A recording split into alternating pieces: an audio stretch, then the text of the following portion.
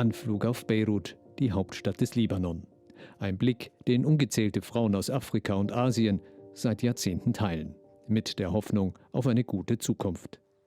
Doch die Wirklichkeit sieht anders aus. Geschätzt arbeiten bis zu 500.000 Frauen in libanesischen Haushalten.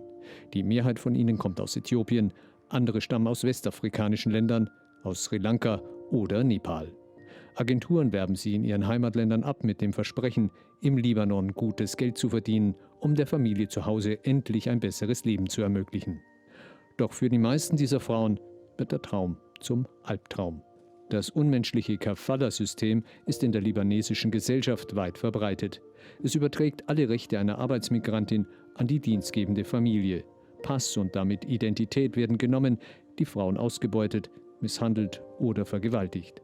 Fliehen sie, sind sie fortan illegal im Land, ohne Papiere, Schutz und rechtlos. Vielleicht größte Fürsprecherin dieser Opfer moderner Sklaverei ist Hessensaja Korban. Seit 25 Jahren macht sie sich bei der Caritas im Libanon stark für Menschen mit Migrationshintergrund. Sie kennt die Nöte der Arbeitsmigrantinnen. Meist sind es Minderjährige, die ein leichtes Opfer für Menschenhandel werden. Papiere werden gefälscht, damit die Mädchen als volljährig gelten. Dann werden sie in den Libanon gebracht, um zu arbeiten. Frauen, die es hierher ins Schutzhaus schaffen, brauchen dringend Hilfe. Vergangene Woche zum Beispiel kam eine Frau, Blutergüsse überall auf ihrem Körper. Andere haben Verbrennungen. Diese Frau ist nun bei uns im Schutzhaus. Im Olive Shelter, einem der Frauenhäuser der Caritas in Beirut, sind die Ausgebeuteten in Sicherheit und finden Ruhe. Sie erhalten medizinische und psychologische Hilfe sowie rechtliche Beratung auf ihrem Weg, wieder nach Hause zu gelangen. Ein liebevolles Team ist für die Frauen da, die oft schwer traumatisiert sind. Wie Lemlen Birhanu aus Äthiopien, die ein jahrelanges Martyrium hinter sich hat. Sie bekam nicht genug zu essen und über Monate kein Gehalt. Eines Tages rannte sie einfach weg. Sie geriet in eine Beziehung mit einem Mann, der ihr die Ehe versprach. Tatsächlich aber hielt er sie als Leibeigene. Er verbot ihr, das Haus zu verlassen. 2 kleine Jungen kamen während dieser Zeit auf die Welt.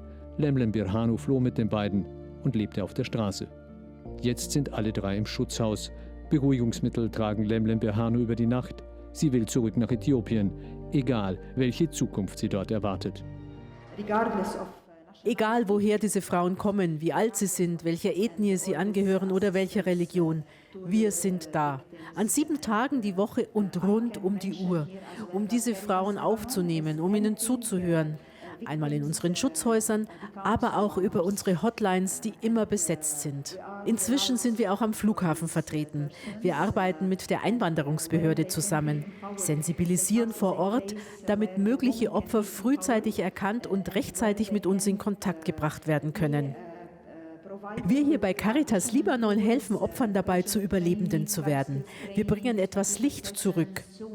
Hier im Schutzhaus werden die Frauen wieder aufgebaut und können sich auf unterschiedliche Weise auf eine Zeit danach vorbereiten.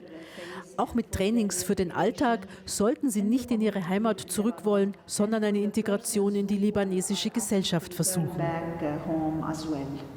Wie es zum Beispiel Hannah Wondimo aus Äthiopien getan hat. Die heute 36-Jährige hat schon einiges durchgestanden. Vor 6 Jahren kam schließlich Tochter Mariam auf die Welt. Mit Hilfe des Caritas-Teams hat Hannah Wondimo es geschafft. Sie arbeitet selbstständig als Reinigungskraft und kann sich ein Zimmer leisten für sich und ihre Tochter. Es bleibt sogar ein wenig Geld übrig, das sie nach Äthiopien schickt. Denn dort wartet eine weitere Tochter, die Hannah Wondimo als 12-Jährige entbunden hat. Tochter Mariam besucht die Grundschule im Schutzhaus, die Kindern von Geflüchteten und Arbeitsmigrantinnen offen steht. Das Team um Hessensaja im Olive Shelter arbeitet gut zusammen. Mit dabei sind Sozialarbeiterinnen und ehemalige Arbeitsmigrantinnen, die sich fortgebildet haben, um ihr Wissen einzubringen. Schließlich teilen sie die Erfahrungen der Frauen.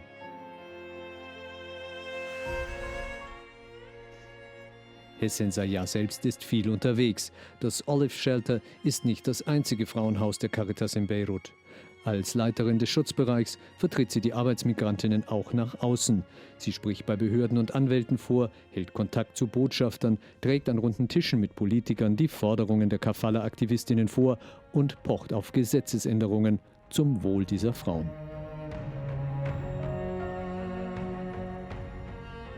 it's not how much we give.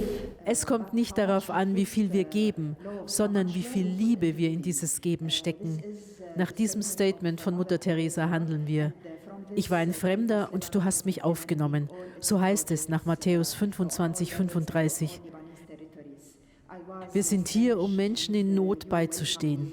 As per Matthew